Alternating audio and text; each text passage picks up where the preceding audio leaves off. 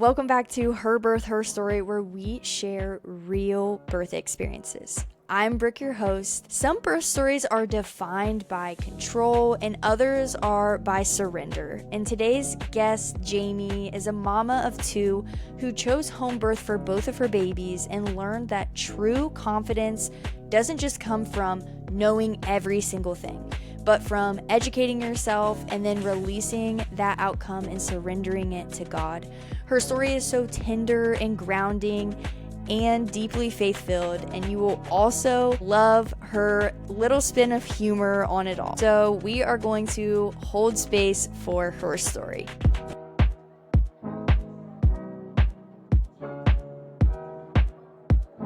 Hi, Jamie. Thanks for coming on Her Birth, Her Story. What first planted the seed for home birth in your heart? Okay, so a little bit of backstory on this one. I was like petrified of giving birth. Like that was the scariest thing in the world to me. Like when I was dating Carter and when I eventually married him, the thought of having to have a child was literally like the scariest thing in the world to me. It was wild. I don't know why, probably just because, like you see media nowadays, especially movies and stuff, make it so dramatic and they make it sound so painful and laborious and like just kind of terrible. And so, anyways, I just had this fear for whatever reason of birth itself. Not necessarily the after part of like raising the child or anything, but just birth, straight up birth. And so, probably around 2019, I would have told you, and I did tell Cameron actually, who was on this podcast a few weeks earlier, she was the seed planted that got me looking into home births. I hadn't even honestly heard of one before her. Didn't even know what she was talking about at first, really. I was like, what? Like, people do that? And I can remember like talking to her about this exactly. We were sitting in a circle. It was me, her, and I think her older sister was there too. And they were talking, she was talking about like home birth and different things. And I remember chiming in and I was like, I literally will never, like, there's 1,000% chance I will never have a home birth, and I will 1,000% be in a hospital and get an epidural. I like said something like that. Paraphrase, but like exact same. That mentality, that heart behind it too, of like, absolutely not, not a chance in God's green earth am I gonna have a birth at my, like, in home when I can just get an epidural and make it that much easier on myself. And so that's where I started. 2019, not too long ago, right? And like I said, terrified of birth, absolutely terrified. And yeah, so to answer the question as short as possible, that's kind of the seed that was planted was from Cameron. So thank you, Cameron. I love you for planting that seed and giving me a different vision for how birth can really happen and how you can have it. Yeah, no, that's awesome. So then what kind of preparation did you go into before your home birth? Okay, so prior to the home birth, prior to like getting pregnant, our pregnancy, both of them actually were unplanned and very unexpected. So I didn't do a ton of prep like prior to getting pregnant. But when I did get pregnant in 2024, I had done enough kind of unlearning, especially through like 2020 and stuff. I unlearned a lot of things about what I thought of birth. So some of the unlearning that I did, I found that the root word pain that God says, he'll say you'll have pain in childbearing. He'll multiply the pain in childbearing. That root word pain actually comes from the Hebrew word which means toil, and it more accurately reflects, hard labor or sorrow and grief rather than just pain as we kind of know it in English. And so there were things like that that I really, really dove into and studied and looked into on more of the spiritual side and scripture side, but then also on just the most helpful resources I think that helped me overcome my fear of childbirth were probably ones that helped me understand what's going on physiologically with your body when you're pregnant, when you're giving birth, and even after birth too. And what's happening to baby the whole time also during pregnancy and during birth especially. That was so helpful for me because I had never been taught that before. No one really is nowadays. You're just kind of shown, again, like the media image of how terrible pregnancy is and how terrible birth is for every single person, every single time. And that's what you kind of come to learn and accept. Even like a lot of moms are very fast to share a story if it's a very, very rough experience. And it's like, that's your experience and you're totally, totally welcome to share that. But also, like, such joy comes from such a hard experience at the same time. And so it's kind of like, can you not paint it to be such a terror and so traumatic, even though maybe it was really rough for other people? And Yeah, so full circle, I educated myself. in terms of like scripture, and then also just other resources. Like I got a course called Pain Free Birth. She doesn't claim it's like 100% pain free or anything like that, but she gives you different tools, different mechanisms to cope with a lot of like uncomfortability, obviously, because there's a lot of uncomfiness when you're giving birth. And then she Yes. also goes through the most important part for me was A, that she addressed things biblically, and then B, that she went through the entire physiological process of birth. So she showed you what your body is literally doing, like your cervix and everything, as it's pulling up. All that fun stuff that I had no idea about and never learned about in health class back in high school. So those were by far the best. That was the best resource for me to study. Yeah, and I just think too, when you actually look at birth from a physiological standpoint, where you're actually looking what your body's doing, what your baby's doing, and the timing of all of that, that helps you to not have fear as well because you just have a better understanding. So, like when you feel that uncomfortable squeezing, you know what that is. And I just think it's crazy too because in health class, they want to show you like a birth, but they make it to be very traumatic. I don't know if you watched this when you were in high school, but they made us watch a birth video, which you didn't actually really see anything. You just like heard things pretty much. But we watched a birth video and Perfect. come to find out, it was to scare people into not getting pregnant in high school. It wasn't actually to inform you as a woman Yep. and empower you to Literally to know, start. like, yeah, it's just literally like, oh, well, this is going to happen to Fear you if you get tactic. pregnant. Like, what? Yep. It's so That's crazy. crazy. I don't think I had Yeah, that, but I definitely did not get educated on like how birth really is happening, what's going on in your body. It was just pretty much passed over like, oh, it's very painful, it sucks. Pregnancy is horrible too, it sucks. And next, that was kind yeah, of how it felt like. for sure. Yeah, so I am really excited to dive into your birth stories. So I'm going to let you just go ahead and jump into birth number one uninterrupted. Okay, so Noya's birth. Oh gosh, where do I even begin? I feel like my husband always tells it better because he, was a little bit more lucid aware during that time. But Noya's birth, I mean, it was honestly like such an ideal birth. It was so sweet, so peaceful, so calm and serene. It was every single thing that we had prayed for because we had a specific list of prayers that we had over Noya, over myself, over the birth in general. And literally every single one of those came to pass. I had an Instagram post, I'm pretty sure I put on the post, but I listed out a couple of the different things. I probably had like, I don't know, maybe 10 to 15 specific things that we were praying for over all of it, and literally every single one came to pass. So it was very, very sweet. So Noya's birth, I remember I woke up around 3:30, 4 a.m., something like that, and my back was a little achy and I couldn't go back to sleep. But I was like a week and a half early at that point though. So I was what, 38 and a half weeks pregnant. And so I did not even think of being in labor at all.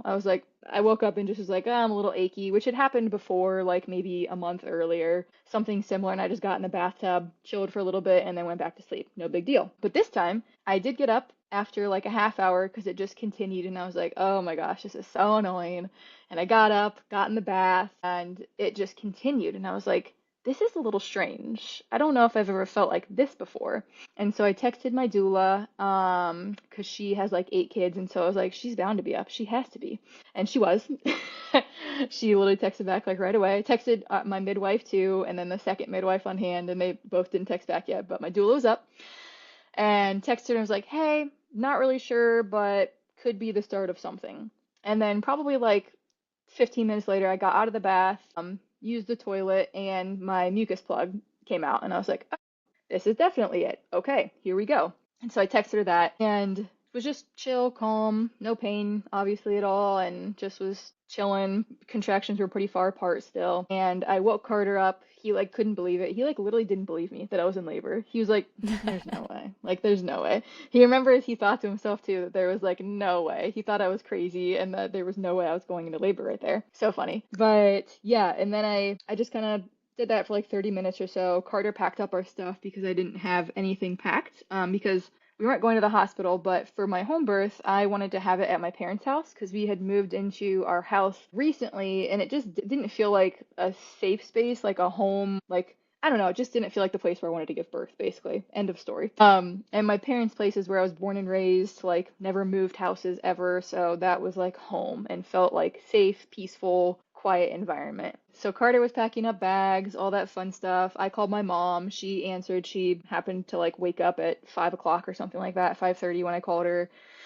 And so she was going to start getting some things ready upstairs for me. And yeah, so we get in the car. I did end up puking also. I puked in the Ooh. bathtub. And midwives, I don't think hadn't responded to me yet. So this was like probably around 5:30ish in the morning. And packed up though. Doula, I was still texting her, just keeping her updated, kind of a thing, because she lived kind of far away. And then we go to my parents' place. And on the way to my parents' place, I feel like there was a slight shift where contractions started to get a little bit more frequent and then a little bit more intense. But just breathed through them, worked through it. Carter calls himself Daddy Doula, which we might talk on a little bit later. But yeah, he calls himself Daddy Doula now for every birth. It's kind of funny because he is. He's literally Daddy Doula. He's amazing at it. Yeah, He should be a that's awesome. registered doula, or a certified doula. But yeah, so we go to my parents, we get there, we unpack a little bit, and I'm just kind of like trying to get as comfortable as I can because things are starting to get a little bit uncomfy. I feel like probably 6:30 a.m. rolls around now, and I'm facing backwards on the toilet because that's the only position that felt really good on my back and everything as it's going. I didn't even know, like that was just kind of my body intuition because I had never heard anybody doing that, but I was like, this looks like it'll feel really good, so I'm gonna sit like this. And then I learned Nice. after I gave birth to Noya that a lot of women actually do that, and I was like, that's kind of amazing that our bodies are just like, that's gonna feel really good. Yeah, just labored for a few hours, but nothing too intense. Breathe through them with Carter, like I said. And eventually, I want to say probably around 8:30 in the morning, Carter texted the doula and midwives because they were all awake now at this point and asked for support. He's like, hey, I think it's a good time. Stuff's starting to get a little bit more intense. She's walking around pacing because I'd gone off the toilet. I sat for a period too. I sat in a chair and had my mom just kind of rub my feet, and she was like speaking out Bible verses and praying over me and over baby. And then Carter was too. They'd kind of switch on and off, but Carter was mainly like on the back. That was his job. And he crushed it. But yeah, Carter at probably 8:30, I want to say, he texted and asked for support. But the hilarious thing is the text was missed by the group chat because someone had texted like at the exact same time that Carter did, asking a question or something. I think they were asking if my water broke yet, and it had not, but someone texted at the same time, and so they missed that request. And so we kind of like thought somebody might be on the way, like the doula specifically, because she was going to come sooner. But I mean, she lived like an hour, I think like an hour and a half away almost, is how far she was from my parents' place. So a good amount away. Wow. Yeah. And, an hour passes and we don't hear anything from the midwives, the doula, nobody. And we're like, that's interesting. An hour later, my water breaks and Carter does like the little test swab thing. And he texts in the group chat. And one of the midwives is like, you're supposed to call your midwife, not just text when your water breaks. So please call. And Carter calls her. He's like cool, calm, and collected. That's like Carter. That's his personality. My husband is just like always super cool, calm, and collected. It's pretty amazing.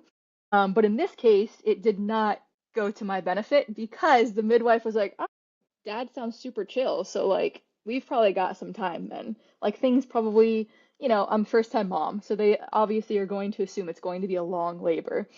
And spoiler alert, my labor was like start to finish was like 7 hours max. So not a long labor at all for first time moms. Yes. And so you can imagine Carter, cool, calm, collected. He's like, hey, her water broke. I think things are starting to progress a little bit. After my water broke, at one point, I was kind of sitting down again just for a second to get a breather. And I remember I said probably two or three times, and I remember Cameron telling Carter it, and I knew it as well, but I wasn't thinking of it at the time as I was, giving birth to Noya. But Carter remembered because Cameron was like, Carter, there will come a time where your wife will say, I can't do this anymore. And that will mean that she is very, very close to giving birth. And so you have to be really, really supportive then and not give in to her requests to, like, I don't know, have a hospital transfer or something like that for an epidural. And I never requested an epidural. Didn't say that. But I did say like two or three times, like two or three contractions as I was sitting down. They were a little bit more uncomfy while I was sitting, so I don't know why I was doing that. I think I was just tired. And I remember I said it, I was like, I don't think I can do this anymore. Like this is so uncomfortable and I'm tired. I don't think I can do it anymore. And I don't remember if Carter said anything back. I literally like don't remember at all because in transition, you're in a different world. Like you really are. Like I remember after that, then I went to the bed and sat, like leaned back a little bit and like was falling asleep in between contractions. Wildest thing in the world. Like what? That's so crazy. So that was interesting. And so finally Hannah, the midwife, she like texts and I think she asked the doula to start coming there. And so the doula eventually, is on her way, but she's a while away. And so this whole time we kind of think like that the midwives are coming though. They didn't say they were coming, but Carter felt like he had given enough information to be like, they've got to be on their way. And so he expected somebody to be there within like 30, 45 minutes, maybe an hour max to help me out, give me some different positions, tell me if I needed to do something differently, because I just wasn't sure. If I don't know, I didn't know like how far along I was. I had no idea at this point at all. An hour and a half passes. The doula finally gets there right around 11. Midwives are still not there. The midwives had texted probably around, I don't know, 10:15-ish or so, and said that they were on their way. And they live like 30 minutes away, both the midwives do. And then, like I said, my doula was already on the way. So she got there around, I want to say, I don't know, 10:45-ish or so. She said she was like flying because she found out that my water had broke and that things like were progressing kind of fast. And so she got there really, really quick. Well, kind of quick. I guess not in the grand scheme of how long the labor was, but she was there for like 30 minutes at least until Noya arrived, which was wonderful. But anyway, so the doula finally gets there around 11, 10:45, 11, somewhere in there. I don't know exactly. And she comes up, she looks me in the eyes, and I've been like pacing, like walking back and forth because that's the only thing that I felt good at that point. And so just walking through the hallway as I'm like breathing baby down very heavily, trying to not push because they kept saying don't push yet, but I felt so pushy. I was like, oh my gosh, I have got to push, like I have to. My body literally like cannot not push anymore. And so the doula arrived at the perfect time because I think I probably would have had the child like right then and there if she hadn't arrived. But anyways, Carter had the birth pool filled because Hannah told him to do that, the midwife did. So doula arrives, she walks upstairs and looks at me, like looks me in the eyes. She gets like really close and she looks me in the eyes as I'm going through a contraction. She like literally just tells me, she's like, breathe, breathe, you've got this, breathe.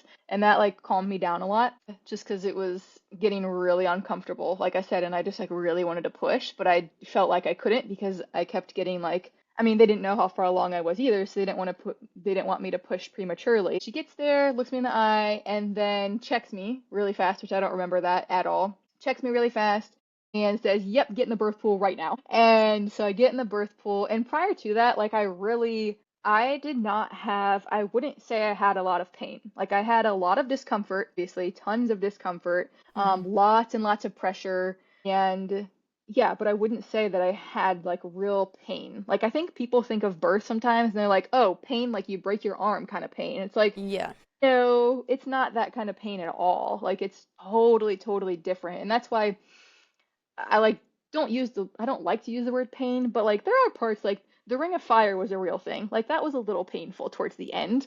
I did not love that. But anyways, like not a lot of real like pain in the way that you think it. Just a lot of like discomfort. A lot of discomfort, a lot of pressure going on. And so I get in the birth tub. The water is literally, I don't know what an epidural feels like because I never had one in the hospital, but it literally has to be what an epidural feels like almost because I got in that hot water and oh my gosh, that was amazing. Like literally amazing because it slowed contractions down for a little bit to where I could like breathe and talk and like I even laughed a little bit, I'm pretty sure through some of that and was just so thankful that it felt like super relaxed, very peaceful. And I did the entire time too before they even got there. I was very relaxed, very peaceful. I just really wanted to know how far along I was, which was like the most stressful part of the birth, honestly. It was just like, am I like, an hour or two away possibly from giving birth? Not that they really know, but they could check me and that would somewhat give me an indication of, okay, things are progressing at least. Or was I, 24 hours away from giving birth? I got in the birth pool, tried a couple different positions in there, hated the first one or two that my midwife had me try, absolutely hated them. I was like, no, I'm not giving birth in this position. We need to change it now. And so she gave me some other ones. Finally, we found the right position. Carter, my husband, actually got in the birth pool with me. He literally brought his swimsuit, which I'm like, how did you remember to pack your swimsuit? Like, of all the things, That's I'm like, so what? funny. I would not have even thought to bring that. I know. I'm like, man was thinking ahead. But yeah, we didn't really talk about him getting in the birth pool, which I didn't care that he was at all. I was thankful that he was in the birth pool because he was like helping me, holding me, still rubbing me while in there, and it just Yeah. felt more comfortable with him right behind me, in the position that I was in that time. But yeah, hilarious that he brought his swim trunks. So funny Yeah, to this day. he must have been preparing for that without you knowing and really Literally, yes. wanted to take the whole daddy doula thing to the next level. Very So serious. he made sure Yes. he brought his swim trunks cuz he knew you weren't the only one getting in there. He's getting in Yep, there too. exactly. He's like, you will not be alone in there. Daddy Doula to the rescue. That is so funny. That has to be exactly what happened, what was going through his head. Oh, he's so funny. I love him. But yeah, so the midwife and the doula, they got there, and then I had baby probably, I want to say like 20, max of 30 minutes later after the doula arrived. 20 minutes after midwives arrived. The second midwife actually showed up with like 5 minutes to spare, but first midwife got there with like 20 minutes, I'd say, or so. And baby, I had maybe like, with the fetal ejection reflex, I had probably like three, maybe four pushes Wow. max, and then Yeah. she was out and she was here. And I didn't know this, but it was so cool. I didn't know this going into birth even, which was surprising because I did a lot of research, but water births, you have the baby in the water and they don't always come out on the first push. Sometimes you have to push two, maybe even three times to get the body all the way out. Hmm. And I had to push, I think, two times to get the head and then the body fully out. And the first time, like her head was just out, and she was just Yeah. chilling there in the water Yeah. though. And I was like, I remember I looked at Hannah, my midwife. I was like, can she breathe? Is she all right? And Hannah was like, Yeah. yeah, she's still attached to the placenta, so like she's not actually breathing air right now. She's still treating it as if she was in your womb. And I was like, that's Wow. crazy. Did not know that. Very cool. Yeah. Carter thought it was the wildest thing too, because he didn't know. My mom and Carter's mom were in the room also, and they thought it was the wildest thing too, because they didn't know that either. So kind of Yeah. cool.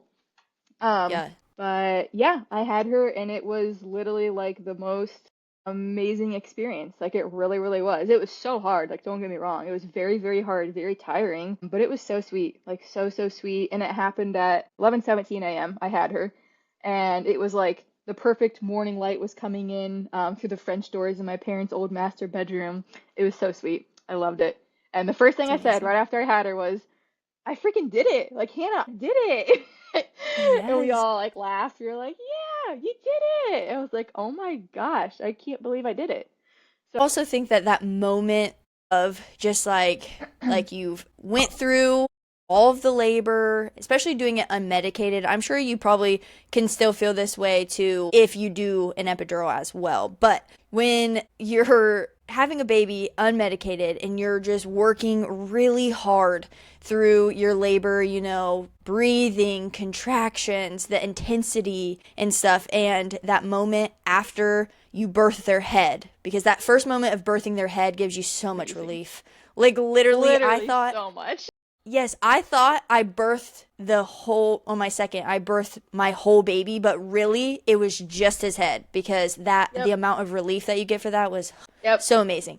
But just like when you birth your baby, you pull your baby up on your chest and just that moment of, wow, what just happened? It's like a high that you're just like, oh, I just love this. Like the adrenaline, Yep. and especially for Yep. former athletes too, there is like, that's the best thing I could compare it to is Yeah. sports of just how you feel. But can you like just kind of take us back to that specific moment of you telling your midwife, Wow. wow, I just did that, and just like what that means to you? Man, that's a good question. It meant a lot of things to me, but I think just in like a nutshell, it was just like so overwhelmingly proud of myself, of baby, and of the body that God designed to do that. That's like pretty much the simplest form I can put it in is I just knew, I mean, it became evident like God literally did design our bodies to do exactly what my body just did. And that's so stinking cool. And how can anybody ever deny that God exists too when my body created life because of God and like had all these different intricate little details that don't make any sense, like literally don't make any sense of how they're formed and created other than knowing that God created and formed you in the womb. He knows you in the womb. He knit you together in your mother's womb. So anyways, I think that kind of sums up my experience there and just being like so proud in general of all the different components and pieces that came together so perfectly in God's vision for birth. And so proud to have a husband that was so supportive and daddy doula by my side. And so proud just to have done something that was really hard. It was just so cool to be a part of something that not a ton of women in the United States, especially, get the chance to go through. Not that it's, negative or positive. It's just a different, it's very, very different than being at the hospital and having a not natural birth too. And so I was just really, really proud. Not that one is worse or better than the other, but it was just the experience that I really wanted to have, and that was exactly what God gave me. And I was very, very thankful, blessed, proud. Yeah, that's awesome. Yeah, and you say that your husband was your biggest support during this daddy doula. Can you just tell us, how did he support you, and do you think that that really Mm. affected the outcome or experience of your labor and your birth? Yes. So, yeah. So, Carter, during birth, well, it kind of started prior to birth, actually. During pregnancy, Carter watched a lot of pretty much all of the birth course that I listened to, the pain-free birth course. He watched that with me because I requested that. And she also, the girl going through it, recommends that the men also do it because, I mean, if we don't know what's happening to our bodies physiologically, why would a man know? Like, no. Yeah. And so she's like, Yeah. it's equally important, if not more, for your husband to understand too, so that he feels comfortable when you're going through different phases of pregnancy and birth too. And he knows exactly what's going on so that he can help you in the best way possible. So, anyways, he watched those with me. He also read some books with me, and we were praying, the same prayers together. And so there was that component. And then when he brought that into the actual birth process, I mean, Carter is just a very calm, collected presence already. And so that was really helpful for me because he just, I mean, like I said, he was so calm and collected that I remember talking to Hannah after the birth, my midwife, and she was like, yeah, he was literally the calmest first time dad that I've ever talked to, like before, ever on the phone. And so I really thought that you weren't far along because he was just so chill about it and so like nonchalant about how things were going, which is so funny. But he just was like a calm peace that added to the already pretty peaceful environment that we had. I had like Bible verses on the wall and things like that to make it a little more peaceful too, and just to have reminders to myself. But he was a key component to helping me stay calm, not freak out when, people weren't showing up, when we thought people were going to be there, and just kind of holding it together. And he was rubbing my back constantly. Literally, I don't think he stopped the entire time, probably from almost when I got to my mom's house, like 6:30, 6:30, somewhere in there, up until I pretty much had Noya. Like he was there rubbing my back like the entire time. And he was also telling me to breathe. He was doing like the breathing with me. He would be like, okay, okay. I would tell him, what was my word? With Noya, I think I would say help. I would say help when I knew a contraction was coming and say, help. And so he would go, okay, okay, breathe, and like help me remember to breathe down, breathe the baby down, and then also rubbing my back at the same time too, as I'm like pacing, like walking around kind of quickly, which is very impressive. So he was huge in that, and then also was praying, also was speaking Bible verses, and my mom was too. But yeah, he was a huge, huge component. And if I didn't have him there, my gosh, I mean, I just can't picture it. I can't fathom it. Yeah. It's Yeah. like impossible to fathom him not being there to be a part of that process and not being as supportive as he was because he's always like the most supportive person in anything that I want to pursue in life. So that Yeah. was what he was made for. I don't know. He was a That's cheerleader awesome. at Ohio State, so can you blame him? I mean, he's gonna cheer Hey. you on at whatever you do. That's awesome. I love that he was so supportive for you too and really listened to you to take the initiative to go through that course with you because obviously it really helped him to truly support you in the ways that, you needed to be supported. And Sure. so then for your second, did you prepare any differently or pretty much the same way with your second? Pretty much same way. I re-listened to the birth course again. I don't think I read any of the books again. Maybe I read portions of a few, but yeah, I pretty much just listened to the pain-free birth course again, and then had a few different prayers that we were praying over Shyla, and then the birth and everything as well too. So pretty similar to what we did for Noya's. Well, I'm excited to hear your next birth story, especially because it's pretty fresh, probably in Yeah. your brain since it happened not that long ago. So I'm going to go ahead and just let you tell the story uninterrupted. Okay, perfect. Thanks. Yeah, so Shyla's birth went way differently than Noya's. We'll start off, I'll preface with it did not go according to the plan I had in my head. Yes. But through that, I feel like I learned a lot and grew my faith a lot in an area that I didn't know I could, if that makes sense. So Shyla's birth started like probably, I don't know, I started to notice some weird feelings in the evening the night before. So she was born the 29th, so the 28th, I started to feel some strange feelings, and I was like, I don't know, because she had been like in a really uncomfy position the last like week or so prior to giving birth, and so I was like, I don't know, I feel like she's just doing that weird thing where she like, it feels like she was like grinding down her head on top of like every pelvic muscle and everything down Mm. there, pelvic Mm-hmm. bone, all of it. That's what it felt like for like the last week. So I was like, it just kind of feels like that. And so didn't think a ton of it. But it continued into the night and continued not really with a pattern per se, but it just continued like over a very extended period of time. And I was like, okay, this is getting a little annoying. Like, what's going on? Girl, like, figure out a position you want to be in or something. Like, come on, let's figure this out.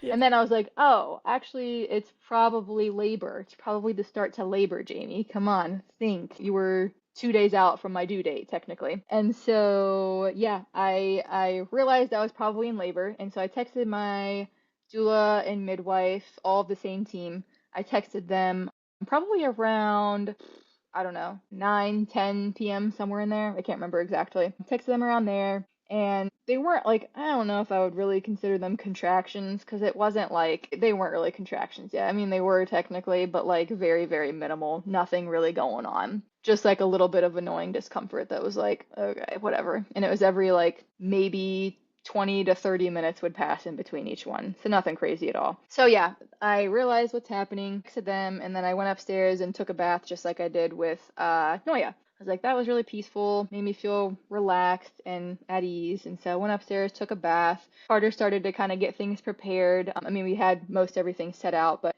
he, I don't know, he was doing a couple of things, last minute details, because we knew baby was coming then.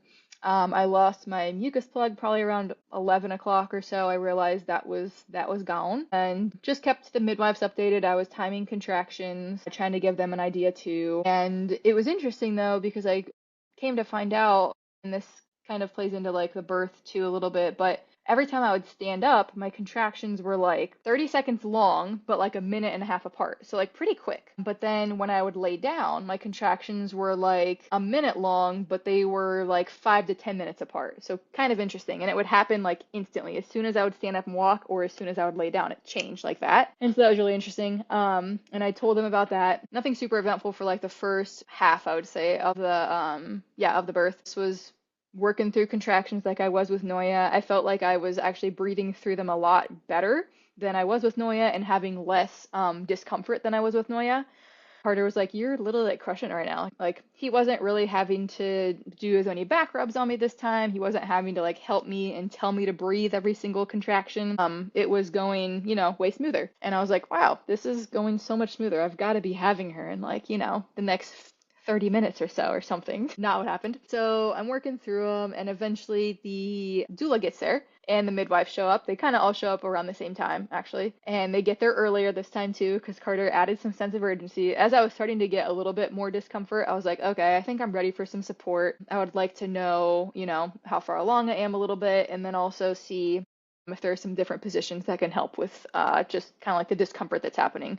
Because it did start to feel a lot more uncomfortable than when I had Noya, like a lot more pressure than what I remembered from Noya's birth, at least, in contractions. And so doula got there, and they kind of like asked me some questions. They asked me, or they asked more questions, I'm sorry, about the difference in laying down versus standing and walking around, like I said, and kind of asked me like where I feel like she's positioned, where she was positioned prior to like at my last appointment with my midwife, things like that. And finally, they come to find out, I didn't know this in the time. I think Carter heard them say it after, but I think they had said that Shyla had slightly over rotated. And so she was not in like perfect position, and so she was like fighting to get back to where she needed to be, essentially. And that's why there was like a lot more discomfort, and things were like, that's why it was kind of slowing down when I would lay down versus speeding up a lot when I was walking around, because it was putting her in different positions a little bit and like forcing her gravity was kind of forcing her.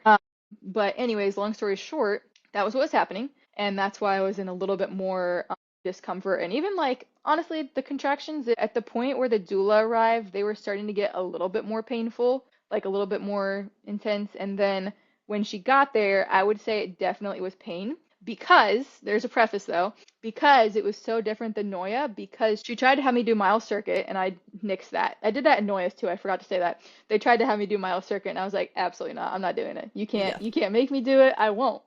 And I remember I tried one position with Noya's and I was like, no, nope, I'm done. I'm gonna go continue walking around because that's way better. Use my intuition again. They were just trying to be helpful though. They know what helps progress labor effectively. And then, yeah, with Shyla, same thing. They tried to have me do it. I tried like two positions to give them benefit of the doubt, and I was like, all right, I am done. Please stop. Because this was like probably, I don't know, 3 in the morning, I want to say. So a lot of time had passed. I would say probably we're at like, what would that be? 3 hours of like active, like more intense labor at that point. Yeah, so they gave me a couple positions, and then finally they decided to do some other positions that I don't think they were in the mile circuit. I just think they were like positions that your doula and midwife know if baby is not correctly positioned and aligned in your pelvis. And so I had to do 2 or 3 different really uncomfortable positions where sometimes there was counter pressure applied, but they were just like so uncomfortable. Like the mile circuit positions were just like weird kind of, but these ones were like so incredibly uncomfortable, especially as you're going through a contraction where it's already uncomfy because you're progressed a little bit more and they're more intense.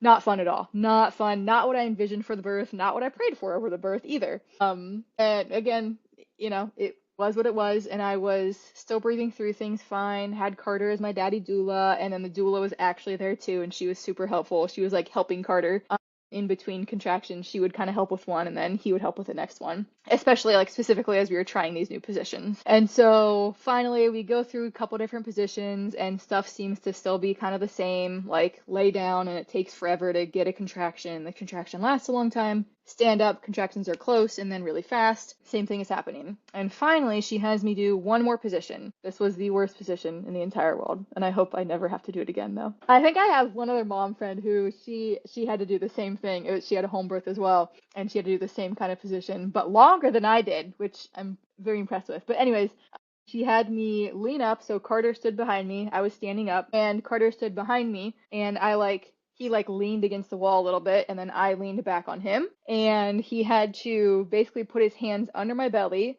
as I was having a contraction, put his hands under my belly and like flip his hand, like I don't know how to explain it. Move his hands up and then over my belly, but like move the baby essentially. He was literally having to move the baby in my stomach, in my Wow. belly as I was having a contraction. Wild, so painful, not fun at all. Wow. Yeah, but he had to do that. I think he did it like 3 times. And on that first contraction, I knew that I literally had entered transition because like the first time, it's like I knew what transition was because I had studied, what physiological birth is, and so I knew what transition was. But with Noya, I didn't really recognize when I was in it because I wasn't sure. I didn't have as many signs, I feel like, as when I did when I had Shyla, or I didn't recognize the signs maybe as often because I didn't know how far along I was in Noya's birth. But in Shyla's, I knew when I hit transition, I was like, okay, the end is near. Here we go. But it was still like really hard. But so that position literally kick-started transition like immediately. It was crazy, like wild. So cool that it worked that quickly too. Because that just meant she was in perfect position then and ready to go. She's like, all right, we're ready. The party is about to arrive. Here we go. And yeah, and so yeah, I started to get sweaty and then cold, sweaty and then cold. Felt like I was gonna puke. I didn't puke. And so my doula, I remember I saw her texting my midwife because my midwife was like downstairs just kind of trying to get some rest during it as Carter and my doula were up with me. And I remember seeing her text midwife and say, I think she's getting close. She's in transition for sure right now. And I was like, praise God, here we go. Let's get this child out of me, please. And it was probably like, I don't know, maybe 15, 20 minutes later that I started to feel pushy. And she, kept asking me different questions. And finally we came to the conclusion that it was time. And so again, birth pool, I did it. I had a water birth again. Amazing. I got in the hot water. It was just as amazing as it was the first time. Slowed things down a little bit again so I could kind of breathe. And I had Shyla in a different position than what I had Noya. I tried the same position as when I had Noya, but I did not like it at all. Was not comfortable for this birth. And so just kind of went with my body, and they had me try like a couple other positions, but then I ended in the position that I wanted to be in, which was not one that they like recommended really. It wasn't like a bad position. They just didn't offer that as a position. But I was like, this is where I'm gonna stay. I remember I like was hanging over the side of the birth pool because I was so tired. Because like I didn't sleep at all this entire time because it was like at an awkward time in the night, and it Yeah. started to get more intense at an awkward time that it was like I didn't really have time to really catch much sleep at all. And so you can imagine it's about a.m. and I am exhausted right now, like so tired, laboring through the entire night, no sleep, not a ton of food, a little bit of water here and there too, obviously, and just so tired. And I remember I was like hunched over the pool, like my arms were dangling outside of the pool, and I'm just like my head is like resting on it, and I'm just like exhausted. And someone was like, "Do you want to try like this position instead, just to see if it's more comfy?" And I was like, "I literally cannot move. No, so tired, exhausted." And so I just stayed right there. My doula came up. She like my hands were dangling over, like I said, and she just like held my hands, and I would squeeze her hands every time a new contraction would come. And eventually, they were like, "Okay, I think you're like clear. If you feel really pushy, like go for it. Let your body do what it needs to do. Listen to your body. Let that fetal ejection reflex happen. Go." And I did. And she came out probably about the same, like 3 to maybe 5 pushes max. And baby girl was out. And she arrived. She actually swam. Another fun thing that I didn't know would happen. She literally, like, I would say this time I pushed out like almost half of her body at first, so head and shoulders and a little bit of torso, and I didn't know that I didn't push out the whole body. Like you said, you thought you pushed out the entire body like the second Yeah. time on the Yeah. first push. And that's exactly what I thought too. I was like, "Oh, I think I'm done." Like, oh, so much relief. But Yes. no, she was like swimming underwater. I felt her like swimming. I was like, "What in the world?" And Hannah was like, "Yeah, Wow. just give one more really small push and she'll be out. No big deal." And so, yeah, I did, and she came out, no big deal, and no complications either. Just, had to get her in the right position, and then she was ready to go, just like her big sister. Wow.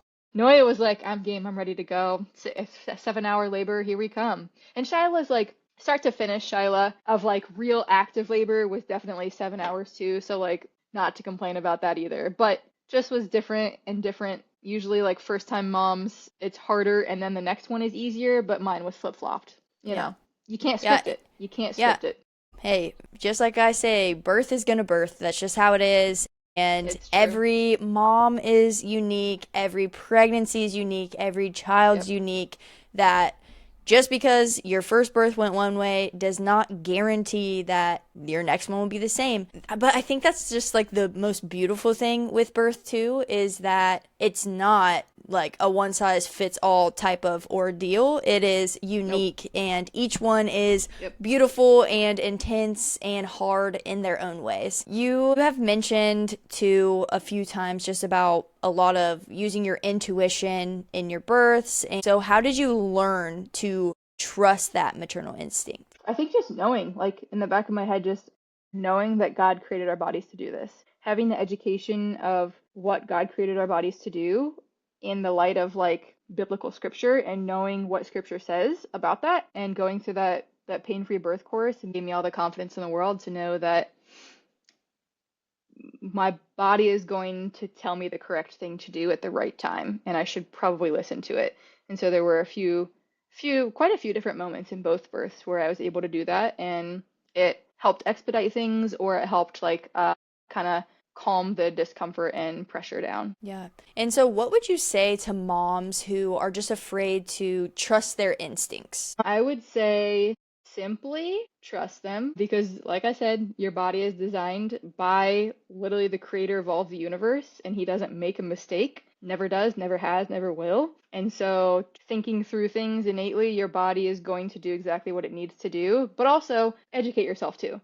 Like, go through different courses. And I know one thing, it was a little overwhelming for me when I got pregnant with Noya because I had so many like friends that had home births that everyone had like, their specific resources that they liked. And I felt like I had this huge, huge, huge thing of resources, and I didn't even know where to begin with it. And so I remember being so overwhelmed that for like the first 2 months of finding out I was pregnant, I didn't do anything. Because I was like, I don't even know where to begin. And so finally I just listened to the Lord again, instinct. intuition, prayed, listened to the Lord, and decided on, I think it was like 4 different resources. There were like 3 books. I think they were the 3 actually that Cameron recommended, and then the pain-free birth course. And those were the ones that I was like, okay, I feel like if I study these and really educate myself on them, this will give me a lot more confidence too in being able to trust my body and know what's going on in my body and through my body and with baby too, especially. Top 2 tips I would give to women is just trust your body and educate yourself. I definitely agree with that because for me, I'm big on just educating yourself, but just educate yourself based on what you want to learn about. And the only reason why I say that is because I have been the person where I get so swamped with all of like these resources, and then it's just so overwhelming, and then you're trying to play doctor on yourself because Literally. you're like, oh, well, if I'm experiencing this, then it's probably X, Y, or Z, instead of intake a healthy amount of information that is For sure. beneficial for you, not just everything, but then, take advice that you want to take, but leave advice that's not beneficial to you and how you want to birth. You're obviously very passionate about women not fearing birth, but where do you think Yeah. that fear really comes from, especially for first-time moms? The majority of it just comes from, I think, media. I mean, like, how many movies do you see or have you seen where, A, it's never even done correctly? It's like their water breaks and then the child immediately arrives, or like they have to be rushed to the hospital because their water broke. And it's like, okay, it literally like almost never happens like that anyways. So you should also question if the actual birth happens the way that they, explain it to. Yeah. Wild, but I think media, I mean, movies nowadays, Hollywood, they over exaggerate everything all the time and make it out to be some like death sentence almost is what it seems, is what it like feels like. It's also really cool because my sister, she's my older sister, she doesn't have any kids yet, but she like thought very traditional in terms of like Western culture, in terms of, oh yeah, I'll have a baby in the hospital. No big deal. Whatever. Bing, bang, boom, in and out. But since I have had 2 successful home births now and enjoyed both of them, even though one was very, very challenging compared to the other, loved that I did it at home still and wouldn't change a thing about it, would not do it any other way still. But because I did that, I invited her to the second birth, to Shiloh's birth. She's also a photographer, like really, really very, very successful photographer. She's amazing at what she does. She's such an artist with it. So I invited her to that one to take some pictures, but then I also really wanted her to see like how a birth can really go, how a natural birth can go. And she was there for the whole entire birth pretty much. Took some pictures, saw it all. And she at the end of it, I think like a couple days later, I was like, "So, did I like scare you away from home birth because it didn't go exactly as I planned and it was a little bit more intense than expected?" Or like, did it seem super peaceful to you and like something you would really want to actually try? She had thought of home birth prior to this a little bit, but it wasn't like "Oh, for sure I'm gonna do that." It was like I don't know. I mean, I haven't done a ton of research on it, and maybe one day I would have a home birth, but who knows? And so her answer was really cool though. She was actually like, "Oh no, it didn't scare me at all. It was literally, it was like, it was so peaceful and like so serene. I couldn't believe it. And it made me be like certain that I want a home birth now," which was really cool. So that Wow. was really, really Yeah. cool. So, how can birth be empowering even when it's harder than you expected it to be? I guess it kind of ties into my previous answer a little bit, because, like I said, it was a much harder birth, Shiloh's was, than I expected it to go. But it ended up being a really cool testimony for my sister to be able to watch as, something went super unplanned, not as I expected the birth to go, but she saw it through a totally different lens. So that's very, very cool. But I mean, in general, you just learn more about surrender, I feel like, in that process. And so it becomes something so beautiful still because you just learn to surrender in a different way. Like with Noya's birth, I feel like I surrendered in a different way of like not having the support that I thought I would have, but I didn't really, it was kind of confusing because I didn't really know how far along I was still. So it was like, I didn't know if I needed support then or not. But anyways, I feel like I had to surrender not having the support that I had during her birth, and then Shiloh's was more so surrendering the ideal birth that I had in mind kind of thing. But both turned out so beautifully. And I love being able to share both of the stories because they're beautiful. They're beautiful in their own right. There's different quirks and kinks to each of them that make them unique in their own right. But I think the constant through it all is that you get to grow in your faith if you choose to through them all, and you get to Mm-hmm. see the Lord work in different ways through them. And that's like the real beauty behind it is God has it in control the entire time. He knows what's happening in your body. He created it. How many times do I have to say it? He Yeah. created it. He knit it Yes. together. He knows what's going on. He knows Yeah. um, what happens on the other side, basically. Yeah, and he knows what's best for us, for ultimately like his will and stuff too. So, just tapping into that surrender, I think is such a huge key point to just birth in general is surrendering. So, how do you hold preparation and surrender at the same time? I think they tie together very nicely, 'cause, at least for me. Maybe some people, they're able to do no preparation at all, no education prior to a home birth, and they just go 110% on, faith alone that God created their body to do exactly what they needed to, but they don't need to know the ins and outs of it, and all the power to them. I'm sure there are women who do that, and they have really successful births or hard births that, still end up really beautiful. And that's amazing. But for my story, it was definitely a mix of both. And I really needed, I'm like a very tangible person. And so having the education, the preparation part of it, plus the faith side was like a necessity for my personality, my build, my type, everything. I needed that. That was my comfort zone. And then some people might lean a ton more on the education side, and maybe that's more helpful for them. But I think there's probably a happy medium balance, but I don't really know because I only have my experience. What is one thing God taught you through birth that you'll carry with you forever? I keep saying this, but it's just so cool, like how perfectly he designed our bodies to do what they need to do, which then reflects every other aspect of life. Like, because I know that he helped me through the hardest part, the most fearful thing that I could ever think of, like I mentioned in the very beginning, was birth, birth, birth, birth. And he helped me get through my biggest fear in the entire world, giving birth to two children now. And he helped me two times to do that. There's nothing else that he wouldn't help me through now, if Yeah. that makes any sense. Yeah. Like that's how my brain thinks is like, okay, he helped me through in my brain, at least right now, the scariest thing that I could think of happening to me specifically, me, my body, whatever. And he helped me get through those, swimmingly, like with so much peace. Like Shiloh's birth was hard, but it was still so peaceful at the same time. It was very strange. And that was just, I mean, unexplainable, which really is explainable. It's just the peace that surpasses all understanding, right? Like we know that. And so I think it's just the peace of knowing that God really is present in every single trial that we're going through, even when it doesn't feel like He is. Because it didn't feel like it when I was going through those really rough contractions with Shyla, and Carter was literally flipping my stomach and flipping Shyla, or not flipping her, but moving her in some way. Didn't feel like He was super present there, but He was. Like He totally was. And he was there, he was, holding my hand right along there with me and breathing, helping me breathe through each contraction. And he was there mentally for me too, walking me through it all. I think birth has shown me how intricately we're created because of pregnancy and birth, but then just how God is so, so present in every aspect of your life and how he will literally walk you through every trial that you have, every fear that you have. He can take those away.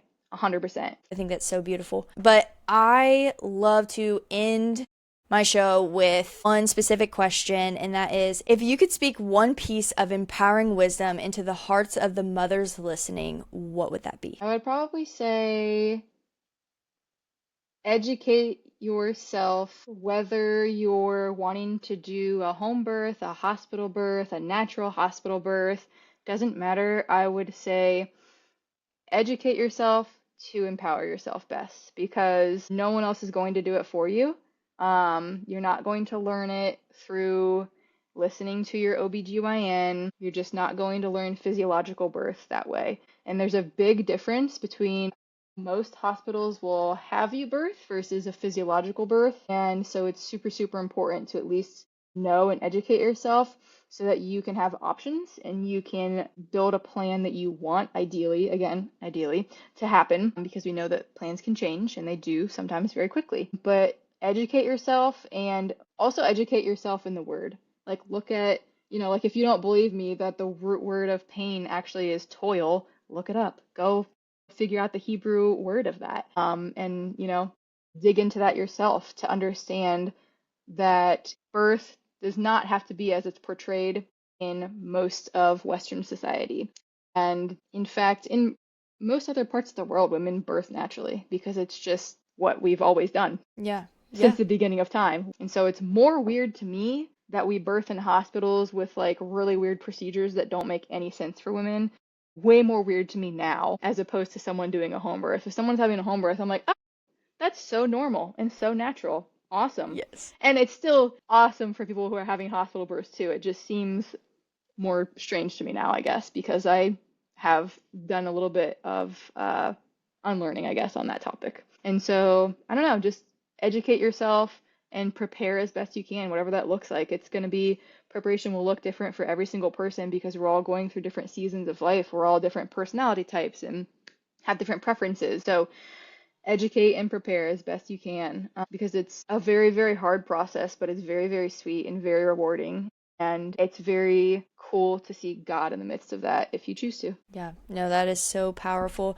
And Jamie, I just want to say thank you so much for coming on Her Birth, Her Story. Absolutely. Wow, that was so powerful. I just love how her story holds both intention and surrender and just really tapping into her motherly intuition.